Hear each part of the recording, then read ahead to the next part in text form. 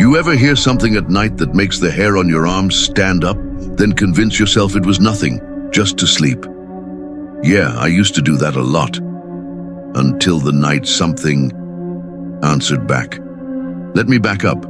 I grew up in a place called Willow Creek. You won't find it on any exciting travel guide. It is one of those small Pennsylvania towns with more trees than people, where kids grow up playing in the woods and old folks tell ghost stories just to keep them from wandering too far. I used to think those stories were harmless, until I became one. We lived at the edge of the forest. Our backyard literally melted into trees. It was peaceful mostly, except for the nights when the wind carried weird sounds through the branches. Not animals, not owls, something else. The first time it happened, I was 17, lying in bed, scrolling through my phone, bored out of my mind. Then I heard it. Not a rustle, not a twig snap. A cry, a woman crying. Soft, broken, like someone who had just lost everything. I paused my music, sat up, listened. Nothing. I chuckled, shook my head. Probably a fox, maybe even a coyote. But then it came again, louder, closer. This wasn't some animal. This was a woman, crying. Now you'd think the smart thing would be to lock the window, turn the lights on, maybe call someone. But me? I opened the blinds like a horror movie extra. Nothing, just dark trees and moonlight. The next morning I told my mom. Her fork stopped halfway to her mouth. Probably the wind, she said quickly. Yeah, and I'm probably Batman. Later that day, I met up with my best friend Eric at the local diner. Told him about the crying. He didn't even blink. Oh, he said, you met the Wailing woman. I laughed. That a band? No, he said, dead serious. She's real. Martha Keller drowned her kid in the creek like 70 years ago. People say she's still looking for him. They hear her crying at night. My cousin saw her once. Says her face looked like wet paper. Eric, I said, your cousin once ate an entire pack of Uno cards. Still, he said, don't follow the sound. People who do, don't come back the same. I laughed it off, but that night, I didn't sleep. It kept happening. Not every night, but often enough. Always around 3 a.m., always the same cry. Then came the night Max disappeared. Max was our dog, golden retriever, big goofball, loved chasing shadows and barking at clouds. He ran off into the woods chasing something. We called and searched until sundown. He didn't come back. The next morning I grabbed a flashlight and followed his paw prints into the woods. About half a mile in, I found his collar snapped.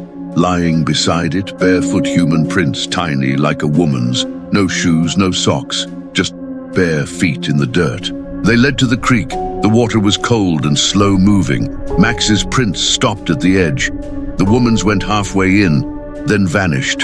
I looked around, called his name, and that's when I heard it again. That same cry. But this time, it was right behind me. I spun around. No one, but the crying. It didn't stop. It got louder.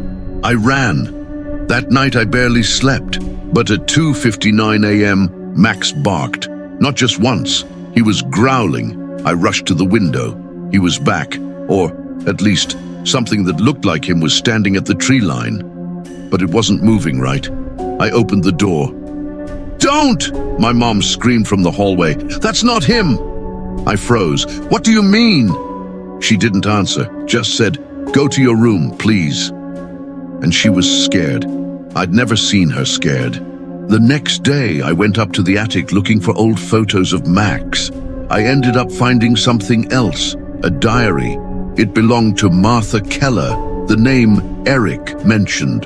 The entries started normal, talking about her husband's death in a logging accident, raising her son alone. Then came the shift. She wrote things like, the trees whisper to me at night. Samuel is calling from the water. I see his face when I close my eyes. The last entry chilled my bones. I have to bring him home. Forgive me. That night, a storm hit.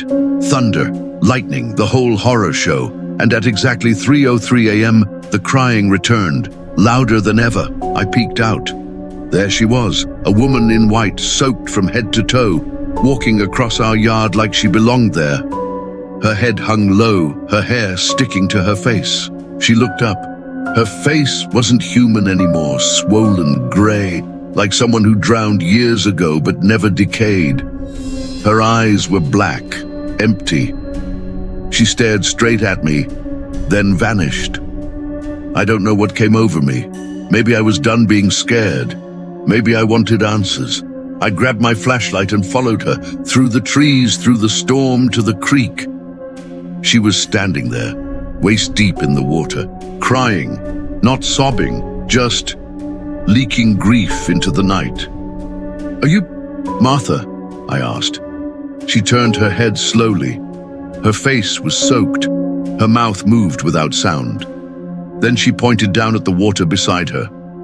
Floating there was Max's collar. I stepped closer, and that's when two ice-cold hands shot out of the water and grabbed me. I couldn't scream, I couldn't move, but in my head, clear as day, I heard her voice. "Help me find him." I pulled away, slipped, crawled backward through the mud until the hands let go. When I looked up, she was gone. The water was still. My flashlight was gone too. The next morning, my parents found me on the porch, soaking wet, shivering. I told them everything. The sheriff led a search party. They found nothing. But then he brought me something, Max's collar, and next to it, a wooden toy boat with the name Samuel carved into the bottom. We moved a month later, started over, but I never forgot her. A few years passed. I was doing better. Until one day I decided to go back, just for closure. The forest was quiet. The creek had dried up. I stood there waiting, hoping I imagined it all. Then I heard it. A soft, wet sniffle. I turned. Across the dry creek bed stood a small boy, wet hair, pale face, dirty shirt. He looked up at me and asked, "Have you seen my mother?" Before I could answer, he vanished. Then came the cry, louder than ever, echoing through the trees. I ran like hell, and I never went back. But sometimes, on stormy nights, I still hear her, crying.